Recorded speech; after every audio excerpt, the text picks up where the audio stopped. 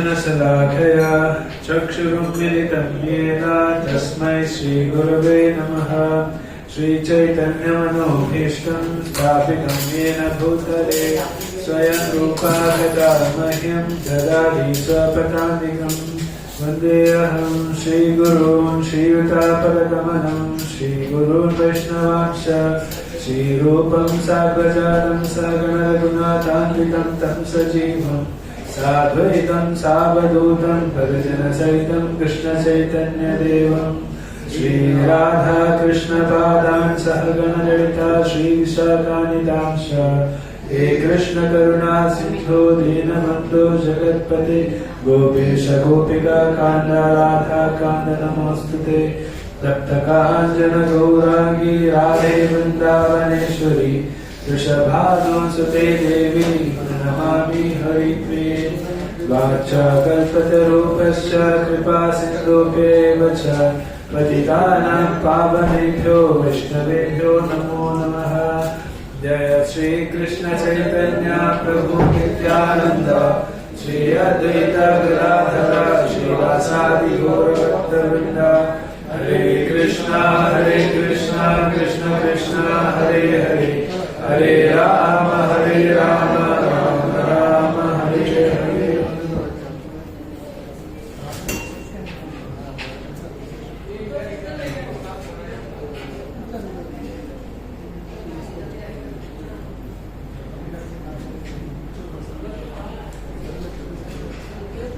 कृष्ण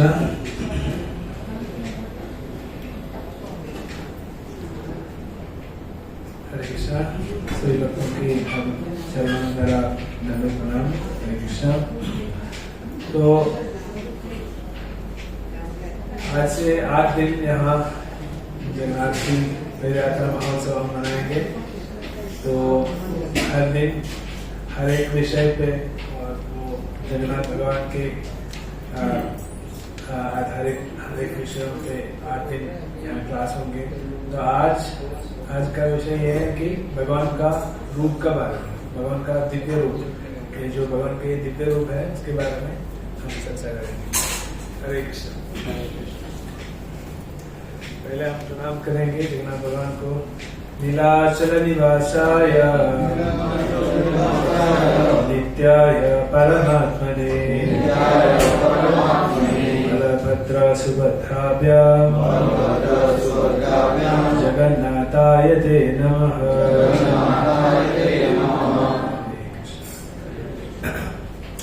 तो जगन्नाथ भगवान का तो रूप तो एकदम अलग रूप है ना। ये हमको कहीं पे भी नहीं देख सकते है ऐसा एक रूप। तो बहुत अद्भुत रूप है भगवान का। तो महाप्रभु जगन्नाथ का रूप के बारे में, भगवान के रूप के बारे में बता रहे कि भगवान का रूप है ना अति सुंदर है। अति सुंदर मतलब बहुत सुंदर है। जगन्नाथेर रूपा अति अनुभव त्रिभुवने याहर नाही उपमा। मतलब बता रहे कि जगन्नाथ का रूप अति सुंदर है, अति सुंदर है। और त्रिभुवने याहर नाही उपमा, ये जो तीनों लोग में उसका कोई मैच नहीं कर सकते। इतना अद्भुत रूप है, इतना सुंदर रूप है जगन्नाथ भगवान का। तो ये जो रूप हम महाप्रभु बता रहे कि बहुत सुंदर है। तो हम जानेंगे कि ये भगवान का ये रूप हमको भी कैसे इतना सुंदरता से हमको भी ये भगवान का रूप कैसे आस्वादन कर पाएंगे। ठीक है। पहले ये जो जगन्नाथपुरी का धाम, पुरी धाम के बारे में स्कंद पुराण में एक लंबा सा एक अध्याय है पूरा, पुरुषोत्तम महात्म्य। वो अध्याय का नाम ऐसे है, पुरुषोत्तम महात्म्य। जो पुरुषोत्तम क्षेत्र है वो जगन्नाथपुरी धाम है। तो वो धाम का पूरा महात्म्य बता रहा है स्कंद पुराण में। तो वहाँ नारद मुनि भगवान नारायण से एक प्रश्न पूछ रहे हैं कि आप ऐसे एक रूप क्यों धारण किया। मतलब ये जो जगन्नाथ का रूप है वो पहले भगवान नारद मुनि को ही पहले दिखाया था। यहाँ मंदिर में ये भगवान का ये जो दारू नाम का मूर्ति का रूप धारण करने से पहले एक बार दिखाया था वो नारद मुनि को। तो नारद मुनि पूछ रहे भगवान से बात में पूछ रहे कि ऐसा एक रूप आपने क्यों धारण किया। तो भगवान बता रहे नारद मुनि को, ये मेरा प्रियतम भक्त है, मेरे प्रियतम भक्तों का याद में मैंने ये रूप धारण किया है। तो मतलब भगवान को ये रूप ऐसे रूप धारण करना था कि भक्तों को ये रूप देख के यही समझना है कि भगवान हमेशा अपने भक्तों का याद में रहते हैं। क्योंकि वो याद कहाँ से आया, वो भक्तों से भगवान विरह दुख में है, मतलब उन लोग का संग नहीं पा रहे भगवान, इसलिए बहुत विरह का भाव में है भगवान, इसीलिए वो रूप धारण किया। और ये रूप धारण करके भक्तों को यही बताना चाहते हैं कि मैं हमेशा भक्तों का याद में रहते हूँ, ठीक है, इसीलिए भगवान ने ये रूप धारण किया। तो ये भगवान नारायण नारद मुनि को बता रहे, ये तो स्कंद पुराण में बता रहे। और ये जो मूर्ति है दारु ब्रह्म, मतलब दारु ब्रह्मा, मतलब दारु मतलब पेट का जो वुडन मतलब है, और ब्रह्मन मतलब दिव्य भगवान का अंश है। तो ये पेड़ में लकड़ी से बना हुआ मूर्ति बहुत विरल है देखने को। आपको कहीं देखने को मिला है ये दारू से मतलब वुड से बना हुआ मूर्ति कहीं पे भी देख सकते हैं? नहीं, बहुत विरल है। एक तो है नवद्वीप में धामेश्वर महाप्रभु का, वो मूर्ति से बना, मतलब वो पेड़ से, वो नीम से बना हुआ है। और एक है साउथ इंडिया में वरदराज पेरुमल, जो कांचीपुरम में एक बड़ा मंदिर है जहाँ श्री रामानुजाचार्य रहते थे। वहाँ अभी जो बड़ा मूर्ति है वो तो पत्थर का है, पर वहाँ का ओरिजिनल डीटी है जो ब्रह्मा ने आके रख के वहाँ पूजा किए थे, वो लकड़ी से बना हुआ है। वो जो फिग ट्री है ना, फिग ट्री, उससे बना हुआ, वो लकड़ी से बना हुआ मूर्ति है वो भगवान। तो भगवान का ये जो लकड़ी से बना हुआ मूर्ति बहुत विरल है देखने को। तो ऐसा एक मूर्ति है भगवान का, जगन्नाथ का, जो लकड़ी से बना हुआ है। पर ये लकड़ी से बना हुआ तो भी वो ये दिव्य है, क्योंकि भगवान ने खुद बनाया है। क्योंकि भगवान स्वयं विश्वकर्मा का रूप में धारण करके भगवान ने आके ये मूर्ति बनाया था। ये मूर्ति का एक और सविशेषता है, एक महत्व है, क्योंकि ऐसा एक मूर्ति हमको देखने को नहीं मिलेगा। बहुत सारे मूर्ति हैं, पर ये जो मूर्ति है ये भगवान स्वयं बनाया है। भगवान ने अलग सा रूप दिखाया ये, और ये मूर्ति भी भगवान ने स्वयं बनाया। और भगवान का ये जो मूर्ति का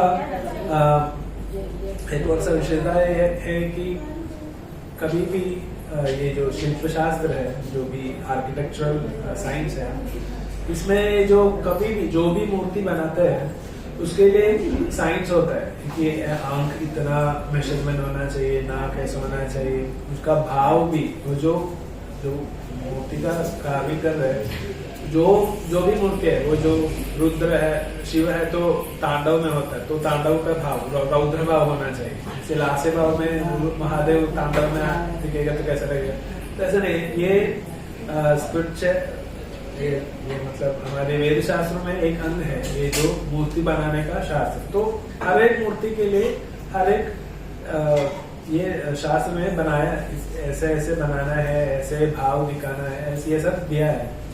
तो ये जगन्नाथ का ये जो भाव है, अभी देखेंगे तो क्या उसमें आंख भी ठीक से नहीं है, मुंह भी नहीं है, नाक भी नहीं है, हाथ भी नहीं, कुछ भी नहीं है, तो देखेंगे तो ये तो अपूर्ण लगता है ना। पर शास्त्रों में यही बताते हैं कि ये जो मूर्ति है वो एकदम परफेक्ट है। तो भक्तिनाथ ठाकुर एक बार बता रहे थे कि ये जो जगन्नाथ का मूर्ति है उसमें कोई कमियां नहीं है। अगर कोई कमियां आप देख रहे हैं तो वो एक्चुअली आपका ही मन में ही कमी है, मतलब आपका खुद का कमी है, वो भगवान पे दिख रहा है। क्योंकि आपको वो भगवान का रूप पूर्ण रूप से नहीं तो पूर्ण भाव से क्यों नहीं समझ रहे, तो आपको भक्ति भाव नहीं है, इसीलिए आपको वो भाव को एक्सेप्ट नहीं कर पा रहे। आप देखिएगा तो बोलते हैं कि हाँ उसकी तो ये तो अच्छा नहीं है ना। वो अभी पुरी में रथ यात्रा में जब भगवान को बाहर लाता है पांडी विजय से, तो कुछ आसपास पास जाके देखिएगा तो मूर्ति का पेंटिंग जैसे इस्कॉन में देखते हैं इतना भी अच्छे से पेंटिंग नहीं किया हुआ है। तो जो यहाँ जो आँख का जो सफेद कलर है उधर से थोड़ा काला काला आपको रंग दिखेगा। तो देखिए अरे ये तो अच्छे से पेंटिंग भी नहीं किया, ये लोग क्या कर रहे हैं इतना भी। ये तो आचार्य लोग बता रहे कि वो मूर्ति में कोई कमियां नहीं है।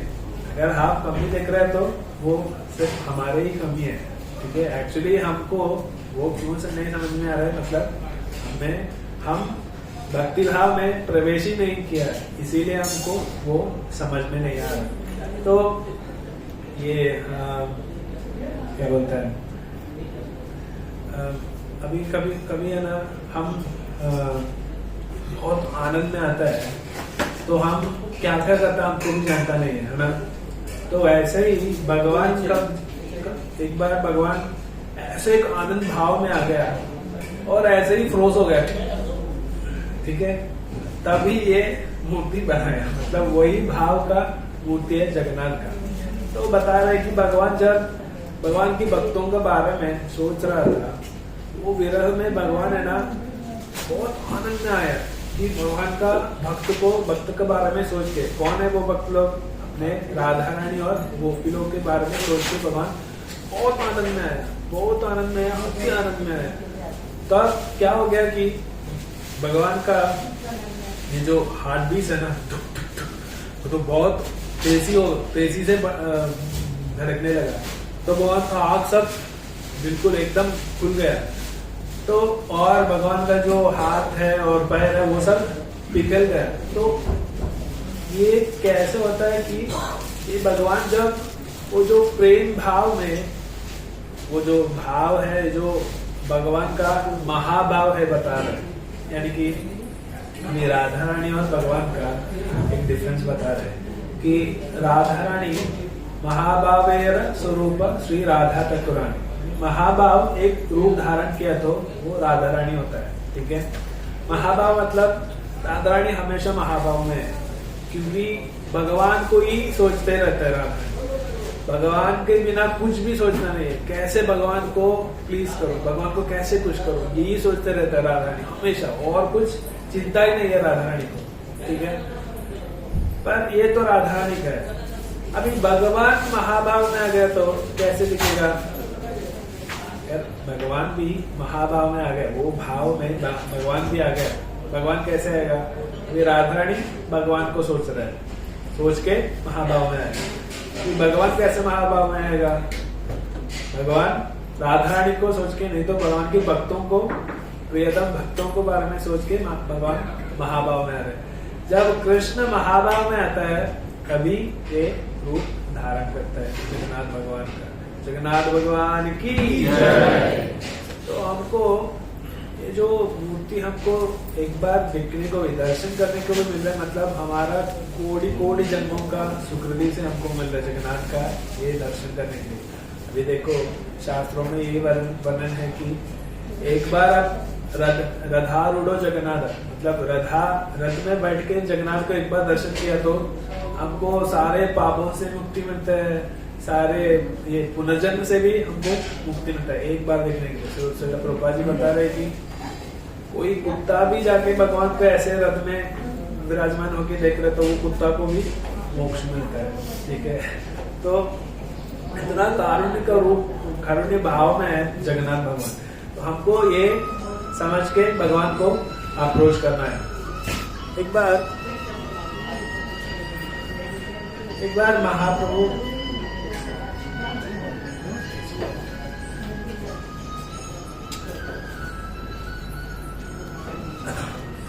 महाप्रभु जगन्नाथ भगवान का दर्शन लिया।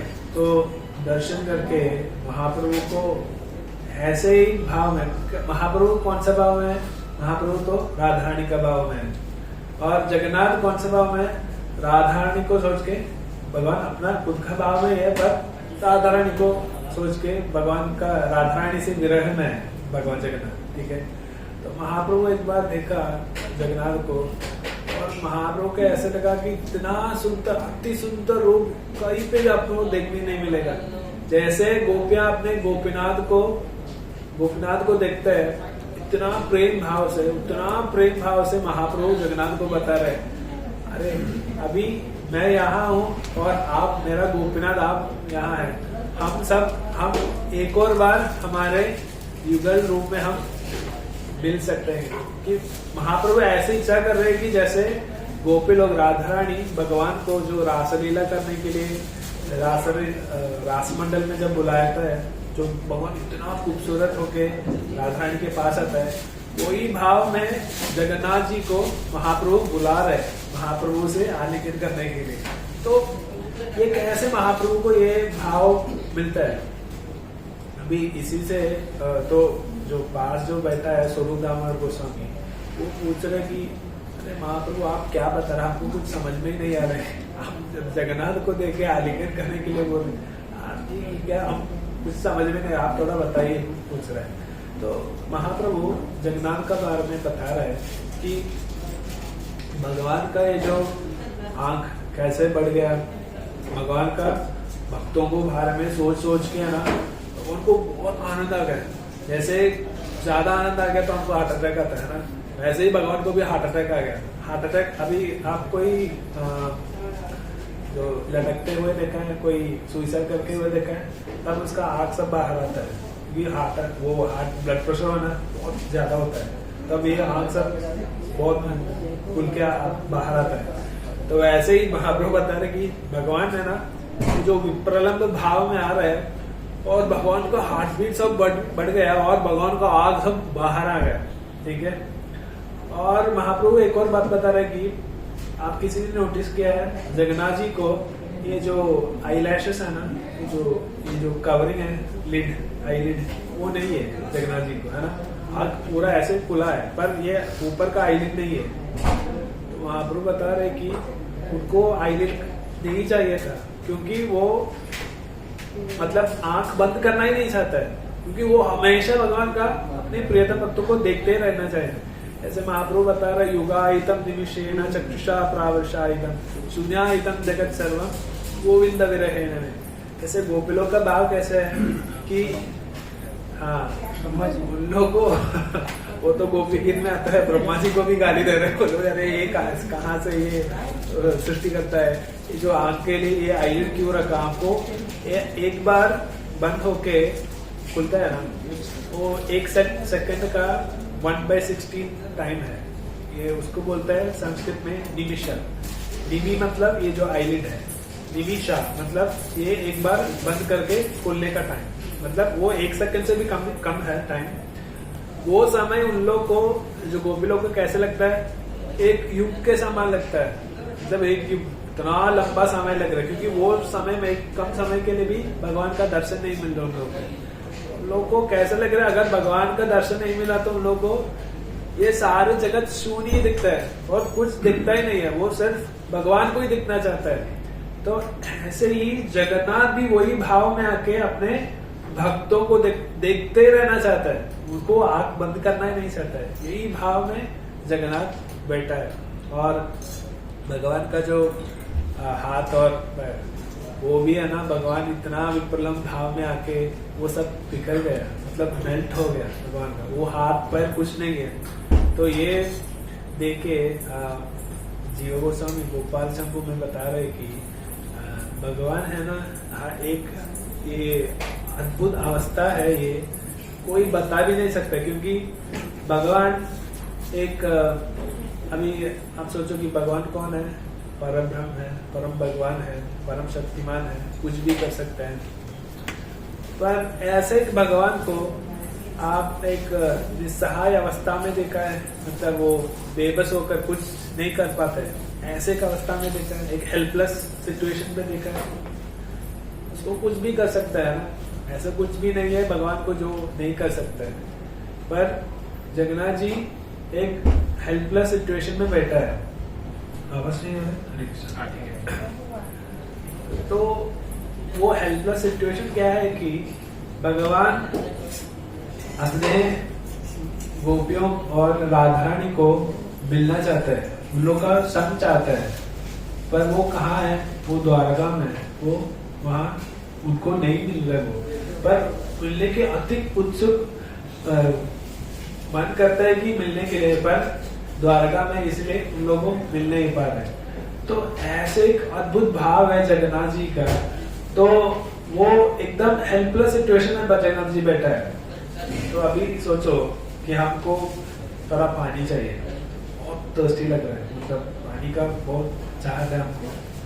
हम 1 घंटा बीत गया, 2 घंटा बीत गया, 3 घंटा बीत गया, 4 घंटा बीत गया, अरे पानी कैसे भी नहीं मिल रहा है।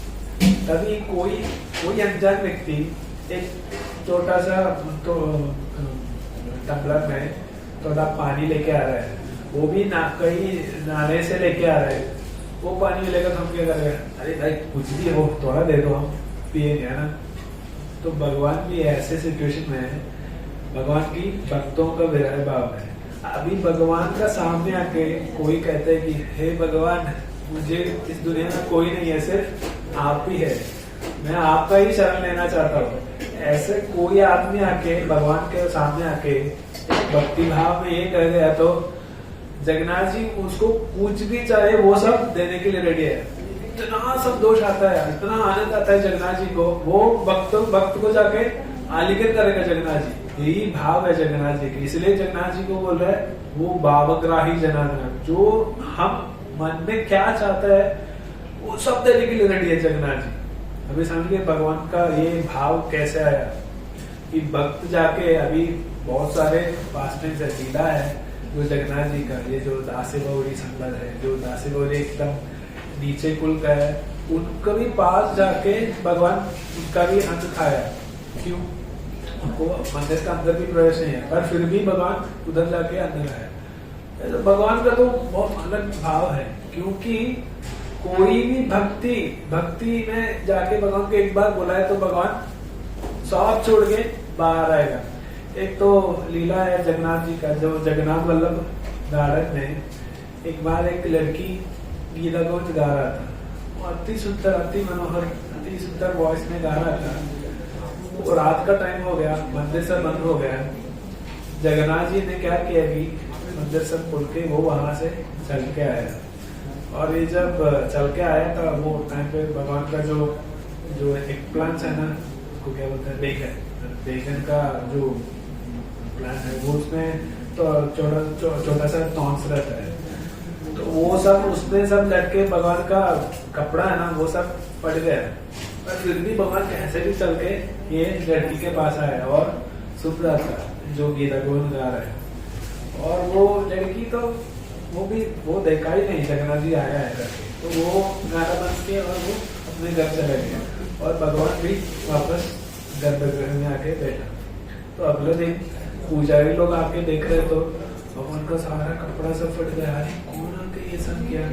तो बाद में लोगों को पता चला कि भगवान जगन्नाथ जी कुछ जा रहे हैं, चढ़ के जा रहे हैं, और जो लड़की का वो जो गीता गोविंद है वो सुन रहे हैं। तो ये जानने के बाद पुजारी लोग ने क्या किया, वहां का पांडे लोग क्या किया कि हर दिन रात को जब भगवान का सोने का टाइम है उससे पहले गीता गोविंद गाने का बंदोबस्त किया। तो अभी तब से हर दिन जगन्नाथ जी को हर दिन रात को गीता गोविंद वहां गाते हैं, क्योंकि भगवान को इतना पसंद है गीता गोविंद। और भगवान का जो बाहर का कपड़ा है, अंदर एक कपड़ा है, वो भगवान को ऐसे रोल करके रखा है, एक सिल्क का कपड़ा, उसमें गीता गोविंद स्टिच किया है। इतना पसंद करता है भगवान गीता गोविंद, इसीलिए भगवान का शरीर के ऊपर बांध के रखा है भगवान गीता गोविंद।